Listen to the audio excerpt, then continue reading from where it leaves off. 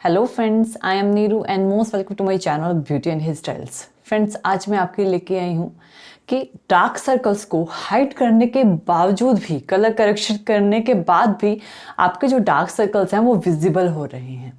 तो क्या करें? देखिए फ्रेंड्स, अगर आपने डार्क सर्कल्स को कलर करेक्शन किया है, प्रॉपरली स्टेप्स फॉलो किए हैं, फिर भी वो विजिबल हो रहे हैं, तो प्रॉब्लम कहाँ पे है? प्रॉब्लम आ रही है आपकी ब्लेंडिंग में, आपकी एप्लीकेशन अप्लाई करने में। तो फ्रेंड्स, आज हम यही देखेंगे। तो किस किस चीज़ का यूज़ करेंगे? सिर्फ इस आई पे मैं करके दिखाऊंगी, ठीक है? इस आई पे मैं कंप्लीट करके दिखाऊंगी। मेरे पास ये एक फ्लैट ब्रश है, यहाँ पे है मेरे पास ब्यूटी ब्लेंडर। इसके अलावा मेरे पास एक और, देखिए, बेबी ब्यूटी ब्लेंडर्स हैं, स्मॉल इन साइज है और बहुत क्यूटी पाए हैं। आप ये देखिए, इनका साइज देखिए, एक ब्लेंडर का साइज ये देखिए, छोटे छोटे से ब्लेंडर्स हैं। इसमें बहुत सारे, यानी कि नियर अबाउट 5 का पैक है ये मेरे पास। दोनों में डिफरेंस देखिए, है ना? ये छोटे छोटे से बेबी ब्यूटी ब्लेंडर्स हैं। तो इनका इसका यूज़ कम करेंगे, क्योंकि ये स्पेस इसका यूज़ करेंगे हम ब्लेंडिंग टेक्निक के लिए। और इसको यूज़ करने के लिए क्या करना है, इसका यूज़, बड़े वाले का यूज़ नहीं करेंगे। जो बेबी ब्यूटी ब्लेंडर है इसका यूज़ करेंगे अंडर आइज के पार्ट पे, क्योंकि ये अच्छे से ब्लेंड हो जाएगा, ताकि ये अच्छे से वर्क करें। यूज़ कैसे करना है? ड्राई इसको यूज़ नहीं करना, इसको डैम्प करना है। डैम्प करने के लिए मैंने वाटर लिया है एक बाउल में, एंड इसको मैं डिप कर देती हूँ और इसको इसमें वाटर अच्छे से फिल हो जाएगा। इसको अच्छे से प्रेस करें ताकि इसमें वाटर फिल हो जाए। और जब ये फिल हो जाएगा तो इसका साइज़ देखिएगा। जब आप इसका साइज़ देखेंगे ना, आप खुद हैरान रह जाएंगे। ये देखिए, इसका साइज़ कितना छोटा सा था और कितना बड़ा हो गया, है ना? साइज़ दिखाती हूँ मैं। पहले जो इसका ड्राई का साइज़ था वो था ये वाला, दिस वन। और अब जो साइज़ इसका हुआ है वो है ये वाला। यानी इतना फर्क आ गया है साइज में, है ना? इतना फर्क आ गया है साइज में। तो इस ब्यूटी ब्लेंडर का हम यूज करेंगे, और जो कि हमने डैम्प किया है, और बाकी को हम रेस्ट ऑफ हम रख देते हैं। और अब हमने क्या करना है, जब भी आप अपना अंडर आई का काम करें तो अंडर आई क्रीम वगैरह ज़रूर अप्लाई करें, मॉइस्चराइज़र ज़रूर अप्लाई करें। तो सबसे पहले मैंने यहाँ पे लिया है अपना मॉइस्चराइज़र। फ्रेंड्स, यहाँ पे मैं अपना मॉइस्चराइज़र अप्लाई कर लेती हूँ, सिर्फ आईज के पार्ट में ही, सिर्फ यहीं पे ही मैं आपको कंसील करके दिखाऊंगी प्रॉपरली कि कितना डिफरेंस आता है। क्योंकि अगर आपका बेस स्मूथ नहीं होगा तो आपकी जो लाइंस पड़ने के चांस बढ़ जाते हैं। और देन हमने यूज़ किया है अपना प्राइमर यूज़ करना भी बहुत ज़रूरी है।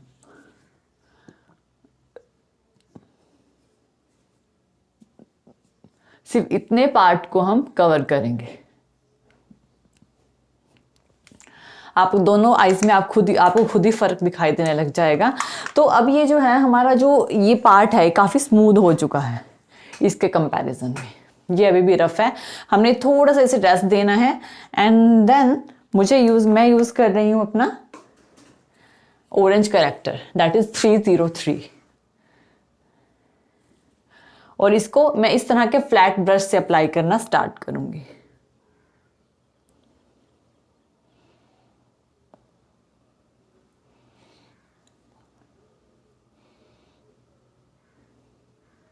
देखिए फ्रेंड्स, सबसे ज़रूरी बात है, अगर आपके आईज में पिगमेंटेशन की ज़्यादा प्रॉब्लम है तो आप इस तरह के करेक्टर को अपनी आईज के ऊपर भी लगा सकते हैं। अगर पिगमेंटेशन की प्रॉब्लम नहीं है तो आप इसको जस्ट नीचे ही लगाएं, ऊपर मत लगाएं। यानी कि अपनी क्रीज पे मत लगाएं, अपनी अंडर आईज पे ही लगाएं। अब आपको ब्लेंड करने के 2 तरीके हैं। या तो आप ब्रश से ही ब्लेंड कर लें, इसी से ही ब्लेंड कर लें, या ब्लेंडर से ब्लेंड करें। तो ब्लेंडर लोगे तो बड़ा मत लेना, छोटे वाला ब्लेंडर लेना। जैसे कि छोटू सा है, हमने इसकी हेल्प से मैं इसे ब्लेंड करती हूँ। नेक्स्ट थिंग, कि जब भी आप ब्लेंड करेंगे तो ओवर ब्लेंडिंग कभी मत करें। ओवर ब्लेंडिंग करेंगे तब भी आपका ये जो करेक्टर है वो ख़त्म हो जाएगा, मीन्स टू से पता ही नहीं लगेगा कि आपने लगाया है। तो मैं इसको ओवर ब्लेंड नहीं करना है, जहाँ नीड है वहाँ लगाएं इस तरह से, एंड देन अपना ब्लेंडर लें, छोटू सा लिया है, स्मॉल बेबी ब्यूटी ब्लेंडर, और इसकी हेल्प से मैं इसे ब्लेंड कर लेती हूँ। अगर आपको पिगमेंटेशन की प्रॉब्लम है तब अपने अपर एरिया यानी ये जो क्रीज है इस पे भी लगाएं, अगर नहीं है तो मत लगाएं। अब जैसे ही आपको ब्लेंड हो जाएगा इसको रेस्ट दें, ठीक है, ये ब्लेंड हो गया एंड देन इसे रेस्ट दें। अभी से आपको उसमें फ़र्क दिखाई देने लग गया होगा, है ना। नेक्स्ट, जब इसको हल्का सा रेस्ट देने के बाद आपने क्या करना है, आपने इसको न्यूट्रलाइज करना है। न्यूट्रलाइज करने के लिए यहाँ पे मैंने पीच शेड लिया है एलए गर्ल का, और इसको मैं अप्लाई करूँगी।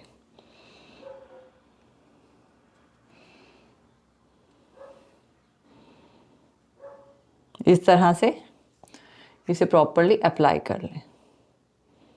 इसी एरिया पे आपने इसे अप्लाई करना है।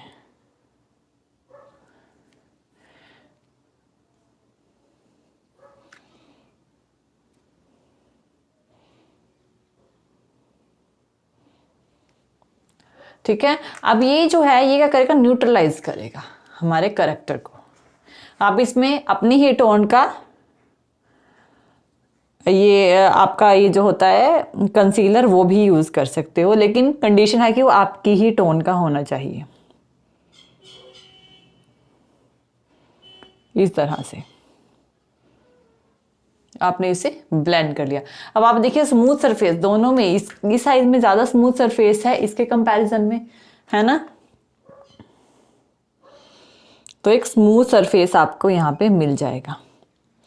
अगर आपको पिगमेंटेशन की प्रॉब्लम है तो सेम प्रोसेस आपके आईज के अपवर्ड डायरेक्शन में भी करना होगा।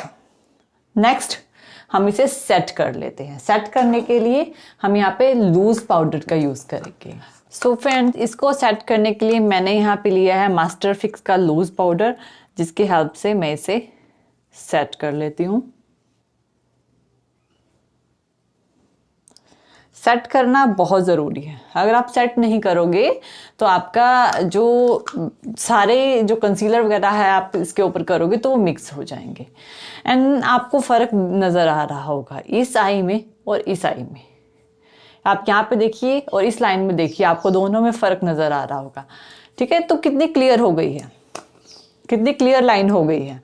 और आपको उसमें भी अपने जो यहाँ के एरिया में और इस एरिया में भी फ़र्क नज़र आ रहा होगा। तो यहाँ पे इसको क्लियर करने के बाद हमने लेना है, देखिए इसके बाद हम क्या करते हैं, हम अपना फाउंडेशन वगैरह करते हैं। जब भी हम फाउंडेशन अप्लाई करते हैं इस एरिया में करते हैं और वो ब्लेंड होके ऊपर आता है, स्पेशली हम यहाँ पे फाउंडेशन नहीं अप्लाई करते, बाद में हम इसे हाईलाइट करते हैं। हाईलाइट करने के लिए हम एक लाइट शेड का यूज़ करते हैं। तो यहाँ पे मैं लाइट शेड तो नहीं ले रही हूँ, क्यों, क्योंकि अभी मैंने फाउंडेशन वगैरह नहीं किया है। अगर मैं लाइट शेड लगाऊंगी तो आपको बहुत ज़्यादा लाइट लगेगा, इस वजह से तो मैंने अपनी ही स्किन टोन का जो शेड लिया है, और ये है FS22 शेड, और इसको मैं इस तरह से अप्लाई कर रही हूँ अपने आईज के सराउंड। और ऊपर मैंने नहीं यूज़ किया था, यानी कि ऊपर मैंने कोई करेक्टर वगैरह नहीं किया, क्योंकि पिगमेंटेशन की प्रॉब्लम नहीं थी। अगर पिगमेंटेशन की प्रॉब्लम होती तब मैं उसे करेक्ट भी करती एंड देन मैं उसे न्यूट्रलाइज भी करती। तो नीचे मैंने न्यूट्रलाइज भी किया है, सेकंड स्टेप जिसमें हमने पीच करेक्टर का यूज़ किया था न्यूट्रलाइज करने के लिए। एंड मैं जस्ट इसी एरिया को फॉलो कर रही हूँ और इसी को ही मैं अपना अब इसे ब्लेंड कर दूंगी। आप इसे ब्रश के हेल्प से भी लगा सकते हैं, और आप इसे मैंने फिंगर की हेल्प से लगाया है, एंड देन इसे ब्लेंड करना स्टार्ट कर दें।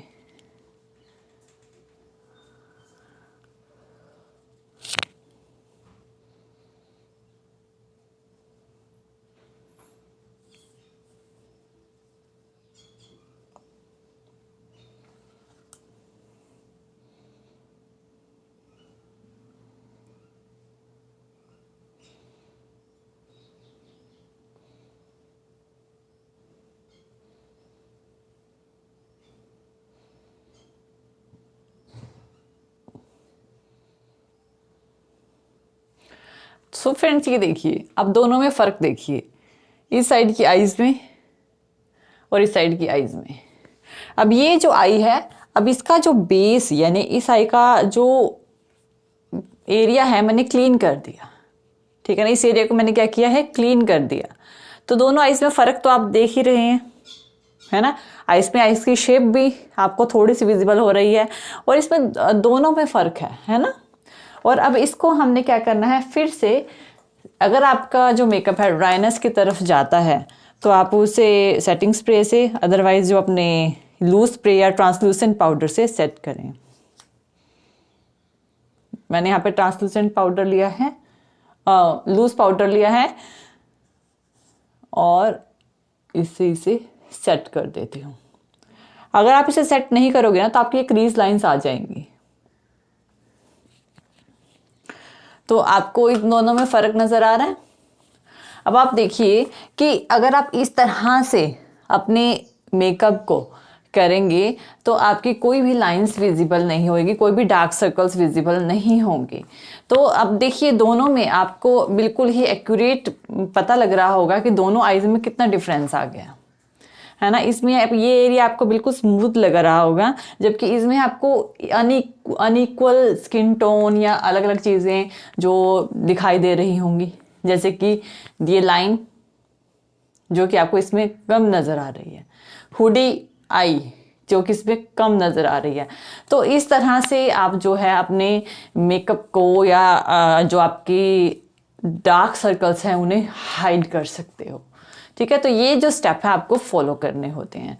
तो आप देखिए दोनों में मैं सीरियसली आपको दोनों में फ़र्क नज़र ही आ रहा होगा। जब हम कंप्लीट मेकअप करते हैं तो एक कंप्लीट लुक हमें देता है, ठीक है ना। तो ये स्टेप्स को आप फॉलो करें और ओवर ब्लेंडिंग ना करें। ओवर ब्लेंडिंग करते हैं तब आपको आपके प्रॉब्लम आती है। अब मैं अगर इसको क्लीन करके दिखाऊं, इस पोर्शन को मैं अपने वाइप्स की हेल्प से क्लीन करके दिखाती हूँ तो आपको और ज़्यादा इसमें डिफरेंस नज़र आएगा। मीन्स टू से कि आपको जो एक्चुअली में ये क्या था और जब हमने करेक्शन की, न्यूट्रलाइजेशन की, तो ये किस तरह का लग रहा है। और इसको हम क्या करेंगे, अब क्लीन करके दिखाती हूँ मैं आपको। तो फ्रेंड्स देखिए यहाँ पे हमारा प्रोडक्ट जो कि हमने यूज़ किया था,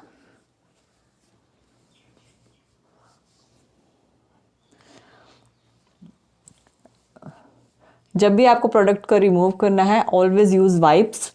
वाइप्स एक बेस्ट ऑप्शन है आपके मेकअप को रिमूव करने का। अब आप देखिए कि ये पहले ऐसे ही थी, है ना। कुछ प्रोडक्ट अभी भी लगा हुआ है।